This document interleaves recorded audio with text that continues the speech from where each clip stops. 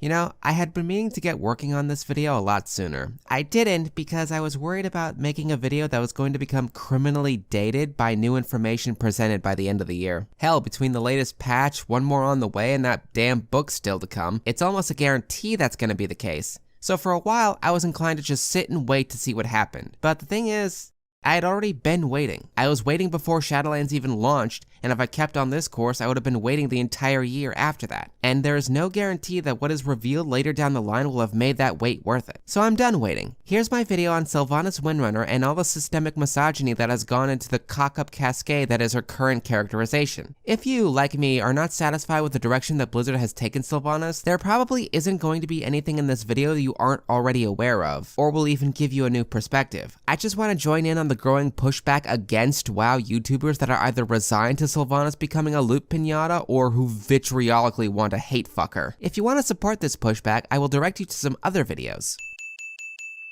Go nuts. So here's the thing about Sylvanas. Blizzard wants to frame her as a contentious, polarizing character. Much of her toxic player base thinks that she is the single most horrible thing in the Warcraft cosmology. What she really is, first and foremost, is a microcosm of the misogyny that Blizzard has demonstrated over the years and has allowed to grow amongst the ranks of their player base. Something that was always noticeable, but arguably unobtrusive for a while, at least as far as the story was concerned. You see, between Frozen Throne and Mists of Pandaria, the broad strokes of Sylvanas' story were enough to endear players to her and cement her place as a beloved fan favorite for years to come. A woman cursed into undeath by a needlessly cruel man and having to fight for her freedom and then her life when the rest of the living world would rather just see her dead and gone is something that has the potential to be very inspiring. Someone like her needing to make the best out of a very, very shitty situation, making some questionable decisions just to survive, but managing to prosper by the end of it was something that many people sympathetic to her wanted to see. For the longest time, it seemed like that's where they were going with her character. See, Sylvanas had a reputation amongst the player base for being an evil character because she made morally dubious decisions, and Alliance players wouldn't understand nuance if it very unsubtly beat them upside the head with an AP English course. However, it was noticeable that up until BFA, many of her ethically questionable decisions were usually done out of necessity and, more often than not, inflicted on people far worse than she was. She fought dirty in her campaign to rid Lordaeron of the Dreadlords and then had Varimathras kill Garithos because, well, it's fucking Garithos. We just got through explaining why he absolutely sucked one campaign ago. She proceeded to sanction the creation of the Blight as a weapon to kill the Lich King and used the Scarlet Crusade and other Alliance hostiles as test subjects because literally every single one of those people are the worst. She then used the Blight against Gilneas despite orders not to from Garrosh because that fucker was trying to get her people killed, and if it wasn't the Forsaken, Gilneas would have just torn itself apart because Gen is a woefully incompetent monarch. In Legion, the worst thing she did was try to subjugate the Valkyr to ensure her people would endure if she ran out. Sure, that goes against her whole free will spiel, but if you're a monarch who isn't willing to compromise your own code for the safety and well-being of your subjects, you aren't fit to rule. Plus, those Valkyr were loyal to Odin, who also sucks. So when Sylvanas was committing deeds that were arguably not 100% altruistic, they were being committed against ravenous assholes. I mean, come on guys, this is classic anti-hero stuff. Then, BFA happened. The single biggest Sylvanas is the worst registered trademark X-Pack, with a character swerve so intense and with such a backlash that the devs had to do damage control on the story with the loyalist path. I don't think I need to dally too long on this. It's been heavily documented, and the only thing more excessive than opinions on the matter are the hate boners of maladjusted white boys who engage in these opinions in bad faith. You can seldom post a single opinion about Sylvanas without some Alliance mains flooding the comments with, well, actuallys. I mean, never mind the fact that there are men in the game who have done things just as bad as Sylvanas, if not worse. Never mind the fact that Arthas was guilty of the mass slaughter of innocents before he ever became a Death Knight, and we still got people in the player base demanding he be absolved of all his sins. Never mind the fact that Garrosh fucking nuked Theramore, became a fascist, and snorted old god blood to gain power and still got the dignity of a fair trial. Sylvanas is clearly worse than both of them because she's just an angry bitch. So for any of the man babies still pretending to listen, I'll say this. I don't think the burning of Teldrassil was a good idea for Sylvanas' character, nor do I think how she was handled throughout BFA was any good. My desire to see Sylvanas prevail over this mishandling of her character is not me condoning genocide. It's me refusing to go along with Blizzard's insistence on making villains out of victims in their stories, a trend that they are heinously guilty of, especially with women. See, that's kind of the crux of the issue here. To this day, there is a dimension to Sylvanas' character that is inarguably present, but ultimately for the longest time ignored by both the writers and the player base at large. And on the off chance it is addressed, it's not handled with any degree of dignity. And that's her trauma. Whatever you could say about Sylvanas, good or bad, the fact remains that she is one of the single most traumatized characters in Warcraft's lineup. She fought to her dying breath to save Quel'Thalas from the Scourge, not only to fail, but be raised into undeath and allowed just enough self-awareness to understand that Arthas was forcing her to kill the people she fought and died to defend. She was his slave for the better part of a year after that, her body locked in an iron coffin for Arthas to further torment her. If any of this comes off as creepy and borderline rapey, I assure you, you are not alone in that assessment. When she finally broke free and rallied the liberated undead under the banner of the Forsaken, she sought allies in the Alliance only for them to murder the emissaries she sent to the lands of her former allies, forcing her to look to the Horde. Even the Blood Elves refused to associate with her for a time, only accepting the aid she kept offering to them when their backs were to the wall. Lor'themar knew that Sylvanas was free from the Lich King's control, but still suspected her of being an evil creature. Imagine that. Imagine the homeland you bled and died to defend turning you away because of your undeath, which is something you can't control. Sylvanas was forced into a state of existence and suffered a truly depraved level of violation. And for that, she and other undead like her were treated with scorn and distrust. And it gets worse. When Arthas finally kicks it, which Sylvanas was not allowed to have a hand in by the way, she begins to question what was in store for her going forward. When she saw that the Lich King was not gone for good, a train of thought led to an impulsive attempt at suicide. Where did her soul go? The Maw. Yup. For some reason, the powers that be decided that her soul was to be forever damned to the endless dark, a place so horrific that she found little choice than to accept the Valkyr's offer to bring her back and bind themselves to her. And remember, this is pre-Cataclysm. This is before the blighting of Gilneas, the burning of Teldrassil, before all of that. What could she have possibly done to deserve such a fate? Especially when it has been heavily suggested that not even Arthas was deemed bad enough for the Maw. The only feasible answer to that question is possibly because she is undead, that she was touched by the Lich King's foul magic and considered evil because of that. Like seriously, was Sylvanas actually sent to hell solely for something that she had no control over? Was she seriously damned for all eternity for something a callous and cruel man forced on her? How fucking disgusting is that? Oh wait, because we're still not done yet. See, if there's another word that is all but synonymous with Sylvanas, apart from torment, it's betrayal. More specifically, people betraying her. Like holy shit, there are so many people who have either stabbed or shot her in the back over the years. Drathir betrayed all of Quel'Thalas to the Scourge. Varamathras and Putris betrayed her and the Forsaken to the Burning Legion. Godfrey betrayed and killed her to take Gilneas for himself. Varisa turned her back on her after promising that she would stay with her in Lordaeron and rule.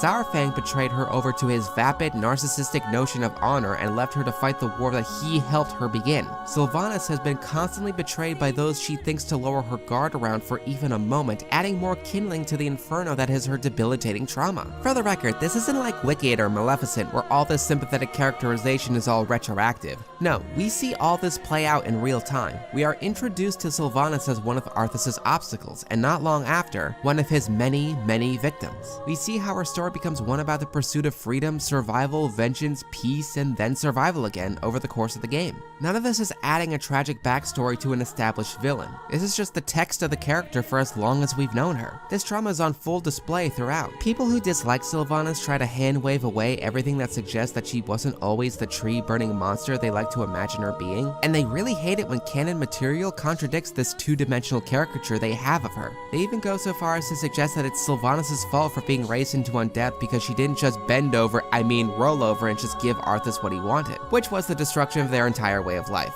And they believe that it was all Sylvanas' fault because Arthas, the fucking villain, told her that it was her fault. They take this very clear gaslighting, rape apologia tactic and treat it as canon evidence. They will literally do everything in their power to ignore a woman's trauma. Although, if we're being honest, it's not as though Blizzard makes it especially hard to ignore the trauma. You see, with all this information laid bare before you, you'd wonder how anyone could look at Sylvanas and think of her as just a two-dimensional villain and not an abuse and trauma survivor. But how is the extent of this trauma explored in the story? How does Sylvanas' perspective offer insight on all the shit she had to suffer in undeath? It isn't.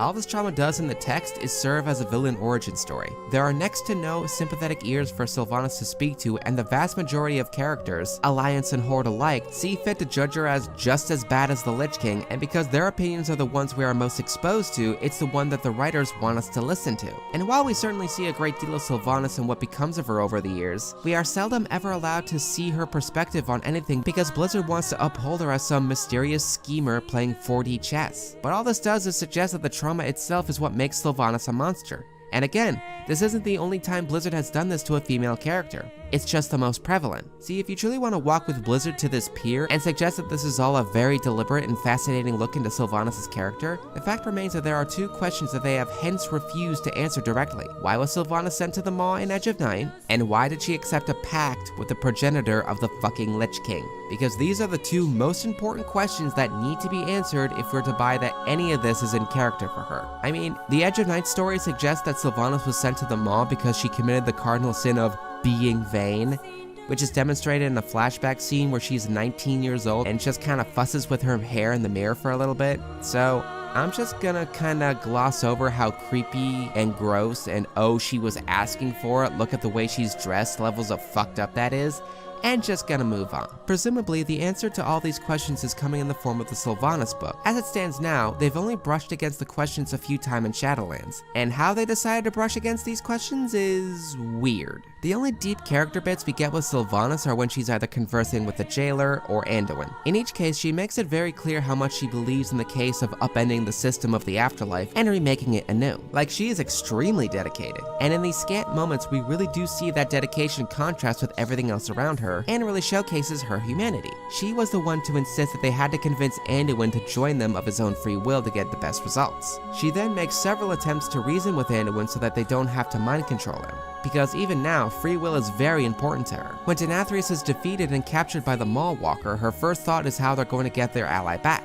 When Anduin does the Uno reverse card and says that Sylvanas is at odds with herself and knows that all this is fucked up, she gets angry and denies it. But we've already seen that he's right. The Sylvanas as depicted in BFA wouldn't have cared so much about conditioning the mind of a single person to further her goals, but this Sylvanas does. But despite all that, despite showing Sylvanas actually struggling with her own morals, we've yet to get an answer for those two questions. Anduin actually asks her why she's so certain that the jailer isn't just using her and this whole plan is just a con, and Sylvanas seems either unable or unwilling to answer. It's unfortunately all very brief stuff compared to the rest of the content released so far, but it is nonetheless good character work for her. What kills me is the fact that it took us 3 years and a whole trash fire of an X-Pack to get here. Why didn't she have this much consideration for her character in BFA? For that matter, why did she need to have this whole story to take place in the Shadowlands? Why couldn't she have had this struggle during the faction war when she had to weigh what she was willing to do to keep the Horde safe? Why does it have to involve Super Hell and Mega Satan? For a while, it seemed like they were only going to get an answer to these questions in the book coming out later this year, but then came a story in the Folks and Fairy Tales book, and here's where things get a little interesting. There's a story in the book where Farisa travels into the Shadowlands to try and find Sylvanas in the hopes of bringing her soul back to life. Her journey brings her to the Maw, where she sees the jailer holding a piece of Sylvanas' soul. Farisa manages to rescue the piece and get it as far as the exit before the jailer swoops in and stops her. Farisa, heartbroken, demands to know why he let her come so far only to make her fail, in which he says the following. You would never succeed despite what a watcher may have espoused. You are nothing. You are no one. And above all that, my little fish needed to know the truth. Family always falters. Family always fails. Kinship is a blight.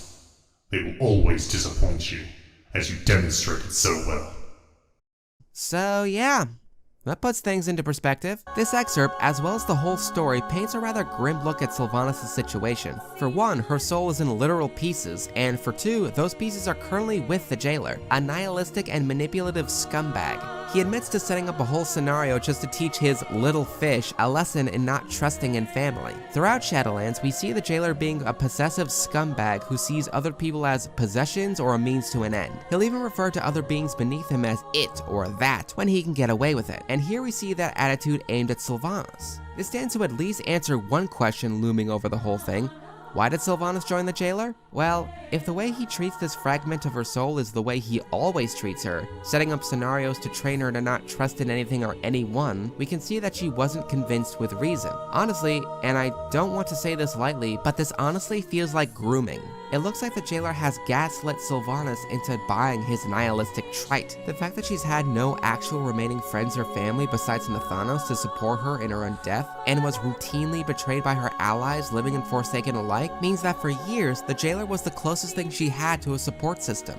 I suppose that, looking back on things, it makes Sylvanas' characterization in BFA somewhat make sense? Like in a hindsight bias kind of way? I mean, a lot of what she says in that X-Pack would sound right at home coming from the jailer's mouth. So it looks like we have a solid, if rather depressing truth. What was initially interpreted as Sylvanas going against everything she stood for to join forces with the progenitor of the Lich King ends up becoming her being gaslit and possibly tortured into complacency by a new abuser. One that wants to separate her from everything she once knew. And considering this pact was apparently made during Edge of Night, he's been doing this for a while. In her campaign to not become Fate's pawn, she ends up being the jailer's pawn. Whether or not this is a good story idea will ultimately depend on what Sylvanas' fate will be come the end of Shadowlands. Will she live to break the chains the jailer placed her in, or will she perish and be remembered as a woman who died a slave? The hopeful side of me is leaning towards the former, that this is Blizzard amending the misogynistic treatment Sylvanas has gotten from the writers and the player base alike, rather than just some gross continuation of it. Alas, I cannot say for absolute certain that this will be the case given what we've seen so far. Some of the rather tone-deaf decisions they made up to this point haven't helped matters. Like, Blizzard has technically taken steps in the right direction regarding their previous treatment of women, what with less brazenly sexualized designs and more women in places of authority. However, a lot of that is merely surface-level stuff that does little more than just draw attention away from the beast within. Even now, we're still getting stories about women being consumed by vengeance and being told to calm down by other bloodthirsty zealots.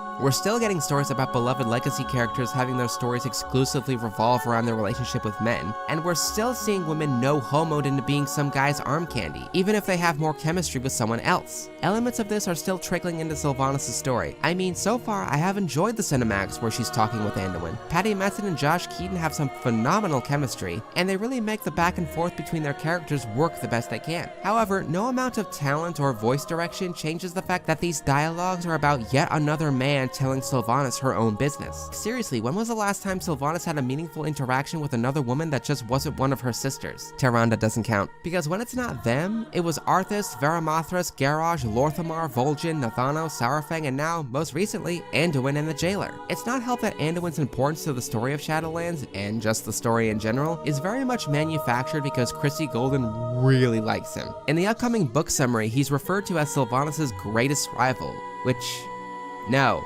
Like, objectively no.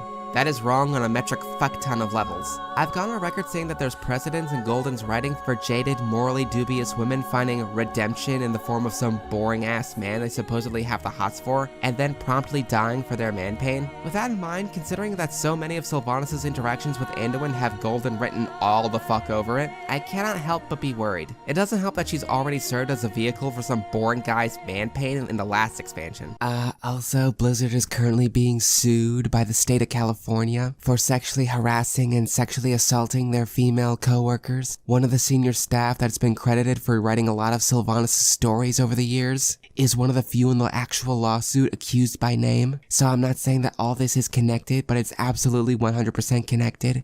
So yeah, I was kind of hoping to have more of a decisive conclusion to this video, as well as more organized segments with which to really deconstruct absolutely everything about the character, but the fact is that it all clearly boils down to a deeply rooted company and player-based misogyny, and counting down every example of that would just be beating an undead horse. Which isn't to say that that horse shouldn't be beaten considering that Blizzard is still getting away with this bullshit. It's just that such a thorough deconstruction would require a clinical perspective on the matter, which I can't achieve because just think about all the ways they fucked over this character gets me heated or depressed. As such, we'll have to settle for this. Rest assured, this will not be the last time I talk about Sylvanas. I know for a fact that I'm reviewing that damn book when it comes out, and if Shadowlands actually bothers to make some progression with her story rather than just giving us hints of development, I'm talking about that too. Until then, a measure of patience may yield superior results. Or it'll just make me frustrated about all the time I've sunk into this franchise over this singular character, whichever comes first.